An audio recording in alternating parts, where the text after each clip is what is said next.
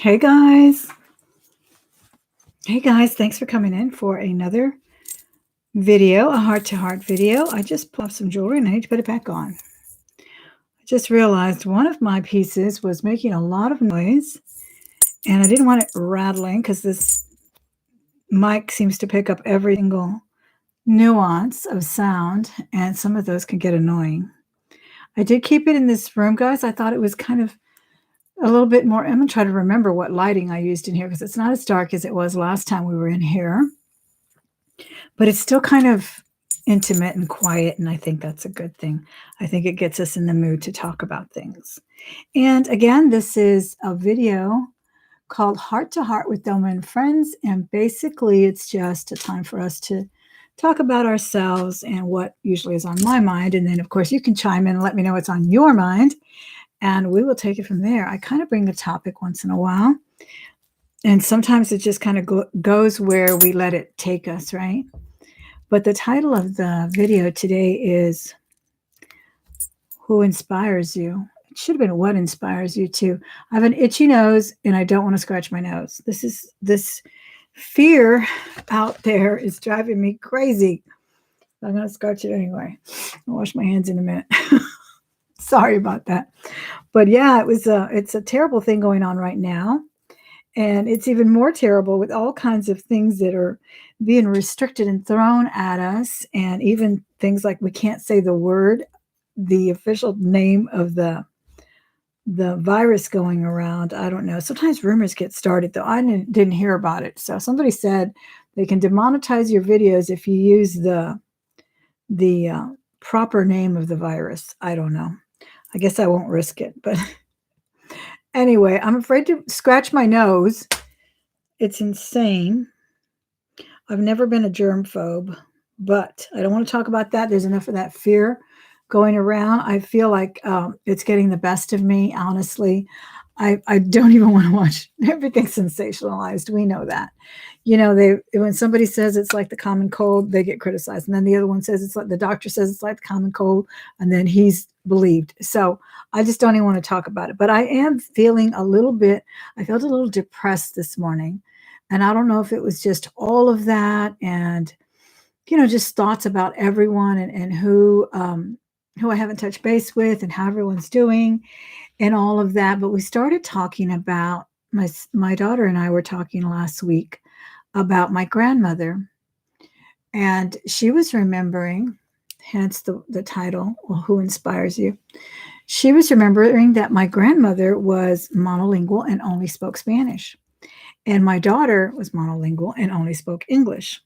And somehow or another, I was telling them that my grandmother, we called her Ma, she would show everyone kindness no matter what language they spoke. And I remember her having a very, very good friend and neighbor, her next door neighbor for 20, 40 years. I don't know how many years that she lived at that particular neighborhood. And I believe the lady was from Czechoslovakia or somewhere. So they each managed to get along with a little bit of English, that universal language of English. But they didn't really communicate other than in kindness. And that's what I was telling my daughter, because she was saying, Mom, I remember staying with her a few times when you had to drop me off for whatever reason. And we couldn't communicate, but she made me something wonderful to eat. And she found a Dr. Seuss book, and it was Go Dog Go. And she says, and to this day, that's my absolute favorite book because it brings back memories of her great grandmother. It was my grandmother. So I just thought that was really a thought worth pondering. How do we really show kindness without even speaking the words? Because people are so quick to offer words, right? Words, as they say, are futile, but it's the actions that really matter. And I think especially in this day right now, when a lot of people are alone, especially people our age or my age or older who are either widowed or live away from their family. Maybe they never really even had a family. Maybe they only have a nephew or a niece. It's really a sad thing to ponder, but it's so true that a letter or a visit can really make a big difference in someone's life. As a matter of fact, my very good friend and former neighbor, we've been friends, oh my goodness, since our children were 3 years old, and they're now in their 20s. And she actually is, I don't know what you call it, people that are from New Orleans, Cajun, maybe Creole, I don't know. But she speaks French. She was raised speaking French. Her parents speak French. She met her husband in France when she went to a wedding to someone who married someone who was French, and then she wound up marrying this gentleman too. Well, anyway, she wrote a post on Facebook not too long ago, and she said, basically, she said, I don't want to ignite more fears or any controversy, but she said, I'm in France right now. And she had already spoken about being over there visiting her mother-in-law, who is pretty much in hospice. And so she had been on and off going a few months here and there. I mean, every other month or something to go see her mother-in-law, and who's basically in her last days. And she said, but they told us yesterday that we cannot visit. Visitation has been cut off. And so she was really saddened by it. And she just talked about how she was wearing and she's a nurse herself, ironically. She's a registered nurse. And she was talking about how she wears her mask and covers her mouth and doesn't pick her nose and washes her hands and does things that she's always done because she was just, she knows the ins and outs of all of that being a nurse. But she did mention, and I thought it was very important to say, that it was not a time to abandon your elderly too. But this is happening. They are definitely restricting visitations, and it's getting really strict. But she did want to just leave that thought out there. And I just thought, in a general sense, that was a very timely thing to do as well, because we do tend to forget our elderly, and we do tend to thank them for inspiring us. And whether that be a grandmother that may still survive, or my daughter's great grandmother who no longer survives.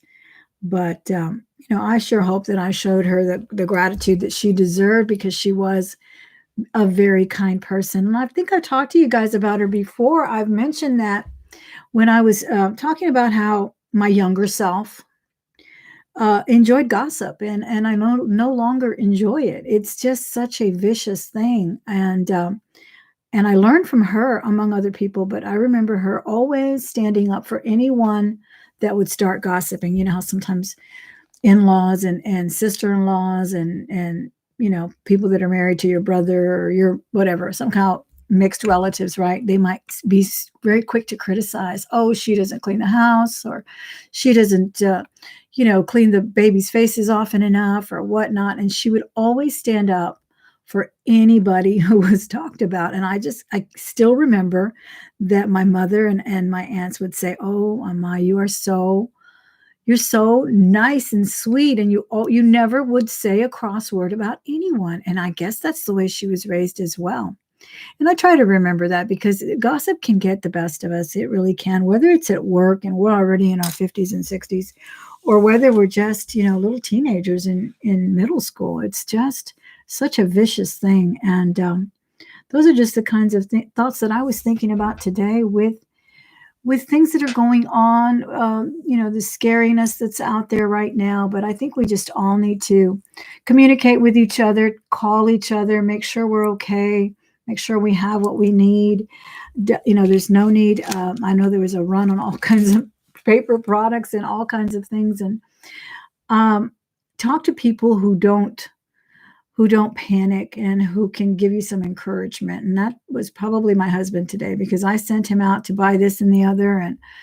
And he was like, why do you need that? And what makes you think you need all of that? And we could just do it like this, and so forth. And, he needed to be the calm in the storm, because I was storming inside. I think just watching too many news accounts and watching somebody else discount what somebody else said, it can get us to that place. It really can. I'm going to say hi to a couple of people that popped in and see what's on their mind as well. And thank you so much for coming in, guys. I do appreciate it. Be sure to hit that thumbs up. We have Graciela and Cindy. How are you, Miss Dodds? Kathy and Alice, Mona Lisa, and Rose as well. Perla, how are you?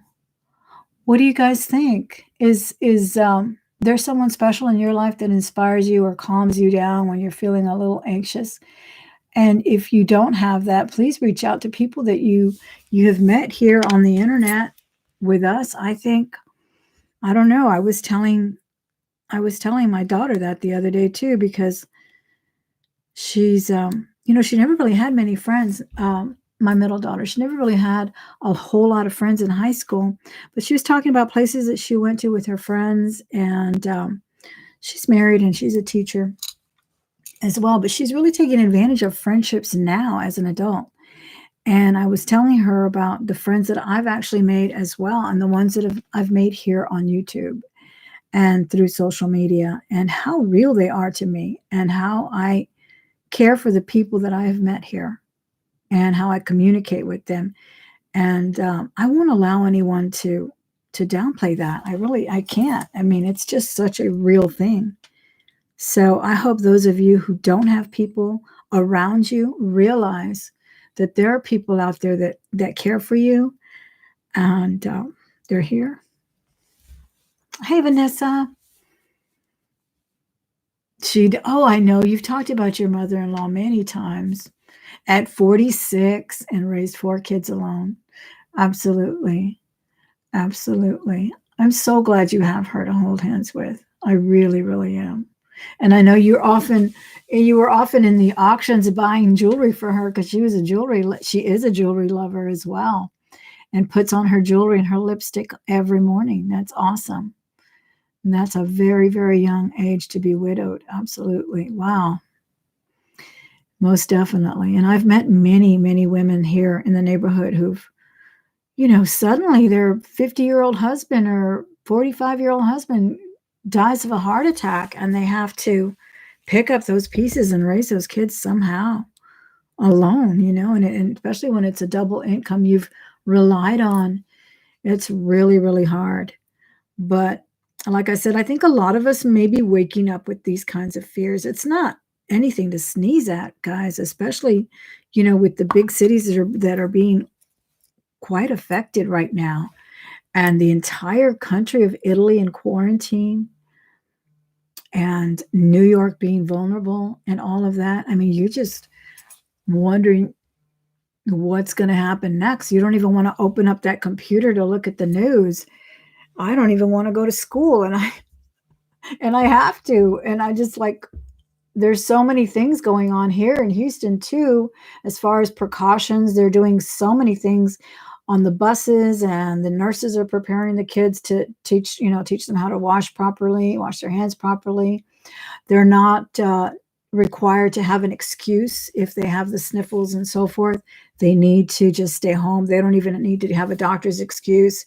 Employers are doing that as well. Many employers, they normally require, if you're home, if you want to stay home more than a day, you have to bring a doctor's excuse and whatnot. A lot of them are going with waiving that off. So that's a good thing, because I don't think there's anything wrong with being a little bit precautious. And if you're paranoid, well, I think that comes with the territory as well. Better to be safe than sorry. And I've, tried to do what I can. I just happen to have a lot of the things that we need, because in the classroom, we have these certain rules already, because we are vulnerable to the common cold constantly. And so we do live and die by the, no pun intended, we do live by the hand sanitizer, and you sneeze outside of the room. I don't know if you guys ever had that rule in school. I never did, but we do now. You do not, well, you can sneeze because you don't know if you're going to sneeze. But if you start coughing, you need to blow your nose. You need to go out in the hallway. You cannot come back in unless you put hand sanitizer on and all that. So it's a good precautionary thing that we've all been kind of living with in my neck of the woods, in my business of education. It's just kind of what we've done all along. And I told you guys I had actually borrowed a mask, not borrowed. I took a mask, asked for one from our school nurse, because I had been wanting to go to the bins, and I know that I caught bronchitis at the bins. I know I did. I caught a cold that day, and it didn't go away, and it was bronchitis. And so I wanted to go back, but I haven't gone back in about 2 months. And so I told her, I said, I'm going to go to the Goodwill bins where everybody's kind of close together and there's just all kinds of stuff, straight out of the dumpster pretty much. And so she let me have a couple of masks, one mask. I have it in my car. I haven't used it, but I'm not going to use it. I'm not going to use it unless I need it, unless there's someone I need to be helping or something, because that's basically what they're for. But I have seen a lot of people use them at the Goodwill as well, just shopping in the regular Goodwills. But yeah, it can be a frightening thing, but I think we just need to definitely pray on it, pray for your own uh, self self-containment so that you can just kind of, bring yourself back in, rein yourself back in, because you can get a little bit, worst case scenario starts playing in your head and you start thinking this and that. And it's so easy to do that. It really, really is. And turning on the news, it only makes it worse. But, like I turned it on today because I wanted to hear about what was happening in Italy. And I had heard that it had been quarantined for a quarter of the country, and now it's a full-fledged quarantine. And I'm just like, how do you quarantine an entire country? But you're doing okay, Miss Fairy Vixen. Good to know that. It is an extremely scary thing. And Makeup Zombie you don't have an Etsy shop, do you, Miss Liz? I don't believe she does. Fairy Vixen, that is called catastrophic thinking. Is that what it's called? Yes, it is. It really is. And the media doesn't help it at all. Now some of them do. I have to click around because they're talking to doctors, and the doctors are saying the same thing. You don't use the sanitizer in lieu of hand washing. You don't go and buy everything in the shelves when you have access to soap and water. You just it's just something that you need when you don't have the soap and water, and as a go-between, you and the sink. But it's never better. The best way is soap and water. So, they're trying to quell those fears, and some of them are doing very, very good at it. I think it's the anchors and the networks themselves that, like everything, they want to they want that click, they want the clickbait to work, they want to sell the headline, and so that's what's going on. Oh, I can't wait, Miss Roxanne. That's going to be so exciting for me. I am so excited to meet you. That's going to be such fun. Yeah. But, and I'm telling you, that's why I thought about inspirational people, and the elderly do inspire us so much if we give them the time. And I know they're the most vulnerable right now. And that thought that my friend put in her Facebook about her mother-in-law, and she said, I cannot abandon her, but they have restricted us from seeing her. So it was breaking her heart. And, it's such a quandary. And she's in France. That's where she's visiting her French mother-in-law, who is in hospice. And, but like she said, and she's a nurse herself, so she knows the precautions. She knows the proper way to wear a mask, who should wear a mask, who shouldn't wear a mask, and so forth and so on. But again, they are definitely, doing all that they can to contain it. So, but if there is no such threat around you, and your elderly population are around, go visit them, go see them.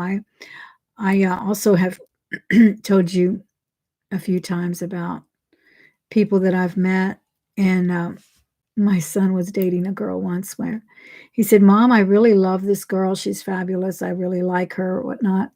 He says, but I think that a lot of her issues stem, and she had like depression issues or whatnot. I think a lot of her issues stem from the fact that she doesn't know her grandparents. So I don't know. I just think extended family, that's not to say that's true or not. That's an opinion, guys. But I do think that our grandparents did play a great role. If we were lucky enough to have good ones, we weren't. Not everyone has an idyllic childhood. I'm not a Pollyanna to think that at all. I know that. But if you were lucky enough, I do think that extended family is so important. And whether it's a grandparent or an aunt, older sister, older brother, we're lucky to have that family around us. And like I said, if you don't have that family, sometimes God puts family for us. Sometimes our friends become our family. Sometimes we can relax and we can talk to our friends. And my sister and I have definitely agreed upon this, because she has wonderful friends who have been there for her through thick and thin and very thin times. And she can't believe it sometimes. And I tell her, that's incredible, but it's because you're friendly too. You're a good friend. And many times we can just let our guard down. We don't have to worry about being judged by a relative. So I think that's why we're able to talk freely among friends, sometimes even among strangers. You guys ever struck up a conversation on a long bus ride or anything, or in an airplane? Maybe not, but I have. I definitely have. You just survived sepsis. Oh my goodness, pneumonia from last September, and you're having muscular rheumatoid arthritis. So living day to day is a challenge. Oh, Miss Yvonne, I'm so sorry to hear that. Yeah. Your favorite memory of her is her brushing my hair when I was a teenager. My grandmother had long white hair until my aunts told her she should cut it. Me and my sister got so mad about it. We used to love her long white hair and the braid she would do. She would fix up a beautiful braid, and then, somehow somebody thought it would be better for her to cut it. You love women from our past. They're such ladies. Yes. Yes, exactly. Those are the ones that we really need to be vigilant of. Hi, Miss Donatella. How are you? So that's really the thought I wanted to leave you with, guys. If you're, scared or you're lonely, reach out to the people that you've talked to here. There's Facebook groups. There's Facebook Messenger where a lot of us are. And, if you just need to talk about something, there's people out there to listen. It really is important. Or, like I said, reach out to the people that inspired you as you were growing up. If they're still around, if you're lucky enough to still have them around in your life, and remind them of that, thank them of that. I keep telling myself that because my mother is in her 80s and she's not ill or anything, but I keep thinking to myself, I want to go and I want to talk about this and I want to talk about that. And I want her to tell me how this happened and how that happened and what she remembers about this and what she remembers about that. And, my grandparents, what exactly did they do at this time? And when you lived in this city, what happened? And all of this. And then we don't get it down. And we learned a lot about this when, my other people that I know that were doing journaling, or they were doing a project for school, and they're kind of tapped to do kind of an interview with a relative, maybe someone who served in the war and things like that. And then all of these things come out, and it's so interesting to note that. And yet we have some of our elderly all around us, and we don't take advantage of their wisdom. Pneumonia. Oh my goodness, I've gotten pneumonia once. And it's so funny. They were talking about that's the conflicting stories about this virus, is that some of them are saying you feel it right away. Some of them are saying you feel fine, you get sleepy and you wake up very ill. But I remember when I got pneumonia, my daughter had been sick with some kind of cold, and I was in the drive-through at Walgreens getting her some kind of concoction, the one that they have to fix up right there and then at the pharmacy. I forgot the name of it. But anyway, it was a prescribed medicine for her, and I was in the drive-through waiting for it when suddenly I felt this horrible pain all over my body, like I had been wrestling a 500-pound man. I mean, it was an incredible ache all over my body. Well, it turned out to be pneumonia. I thought it was just a cold, but it did take me down for about 2 weeks. I actually had to miss the funeral of one of my most wonderful aunts, and that was about 2 years ago on my dad's side. I felt so awful. I tried to get up and I couldn't. I just laid right back down. But yeah, that's just crazy how sometimes you do feel that illness just come on right there. I mean, it was like a boulder just hit me. And like I said, I thought it was just a cold. I felt achy and chills and all of that. But finally, after trying to battle it for a week, I went to the doctor and he had to give me a shot for pneumonia. So yeah. Let me see what everyone else is saying. Thank you, Cindy. You have an immune disorder called lupus, so it's scary. Mhm. Oh, no, fairy vixen.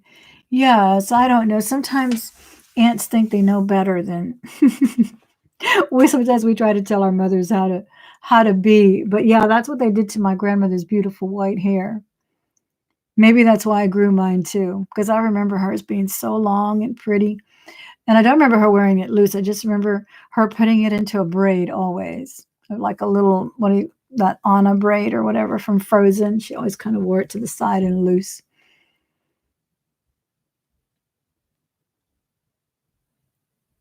Oh, well, Fairy, I'm so glad you had a wonderful grandmother. Mother and daughter relationships can be really tough. I know. I know, and I love to see when a mother and daughter are very, very close, and I try to do that with my daughters. It can be tough though, and especially when you have 3 and they're all different personalities and, you just you can't live their lives for them no matter what, and you just hope that they're happy. That's all you can do, is hope that they're happy with their choices and decisions in life, and if they don't when they stop listening to you because you only have them for a little window, then, you just have to leave it in God's hands and hope for the best. That's what you have to and pray.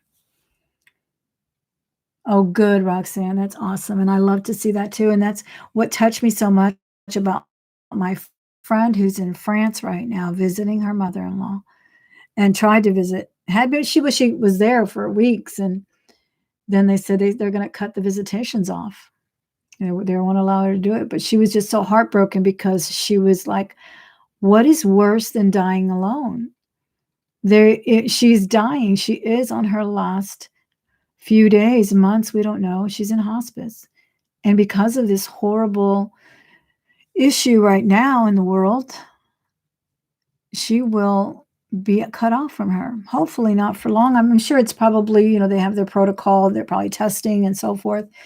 And I don't believe they have a case in that particular hospice, but you know, hopefully that'll get fixed. And I'm sure my friend will be there until she gets to see her. Julia, you lost your dad at 14 and my mom at 32. Wow, that is really young. Well, good thing you had a wonderful husband. How's your daughter doing, Miss Julie?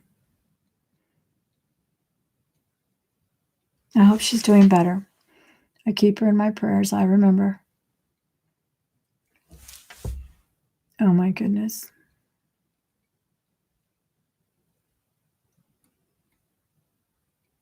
Oh my goodness, that haircut. I'm just now reading it again.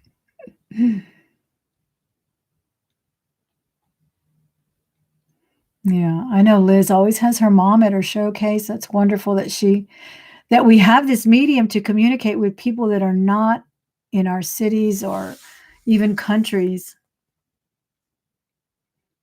I think that's fabulous. I tried to show my mother how to do the computer and a few things, but she's not that savvy on the computer. I wish I was more savvy on the computer myself, but it is a good thing. And we do, communicate with FaceTime and everything. It's such a wonderful thing, isn't it? Well, even now they're telling people to, if they think they're sick, just to do a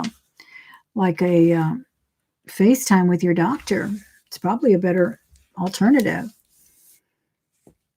Oh, I'm sorry to hear that, Miss Julie. I'm sure she's struggling, but I'll continue to keep her in my prayers. And you stay strong. Exactly.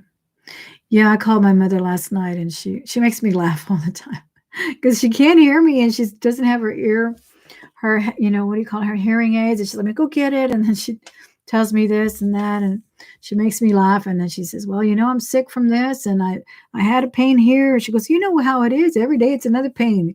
She says, "You guys need to just get me ready for the funeral." I said, "Be quiet. Don't even say it." Yeah, she is, and I remember those videos you did with her, Liz, with you guys singing and everything.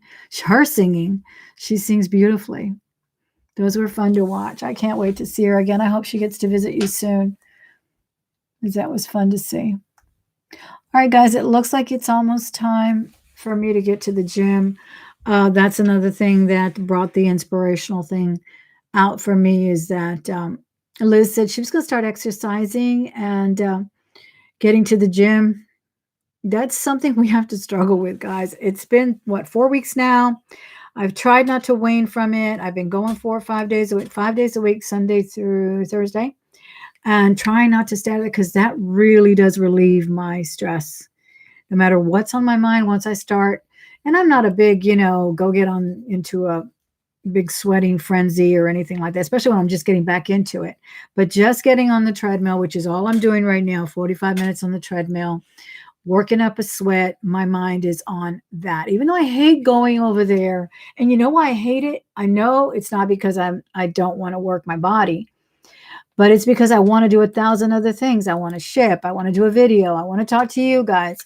And I'm just, missing out on everything else I want to be doing. But I won't be able to do any of this if I have no energy, and if I'm stressed about all the things that I'm hearing about in the news.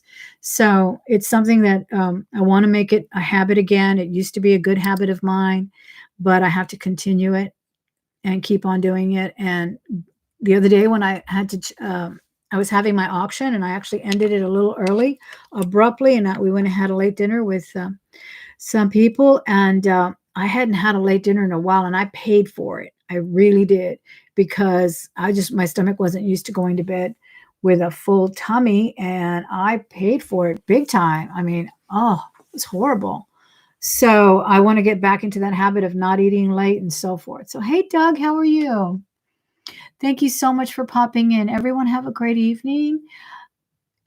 Oh, she's full of wisdom. Yeah, I think we need to remember that. Remember that about our elderly and those that are still around us. And even if it's just your neighbor, one of my bosses that I used to work for, he always made friends with his neighbors, because he said those are the ones that are around you. And he usually had elderly neighbors. And they were just really sweet with him. They didn't have their kids around them. Everybody's scattered these days. Everybody lives in another state, and people are so anxious just to have a cup of coffee with you, So it's wonderful to be able to reach out and let people know you're around in case they need anything, or they just want to sit around and have a cup of coffee. Or unfortunately, some of them still smoke cigarettes, but who am I to lecture an 89-year-old who's still smoking, right? Anyway, guys, I went off on another tangent, as I always do, because that's just the way it is. Yeah, absolutely, Miss Marianne. When you've got them, you better hug them and talk to them. All right, have a great evening, guys. I so appreciate you being here. I'll be with you next a couple of days with some other videos on jewelry and thrift hauls and all that good stuff. Oh, let me show you a couple of rings I just got. I'm so excited. I just got these beautiful rings. Look at that concho. Oh, I love it. I may have to sell this one, though. I love it, but it's a little big, turquoise. So I'm super excited. We'll talk about jewelry and things that make us smile and relieve our stress, like jewelry, later, all right? Have a good night. Love y'all so much. Bye-bye.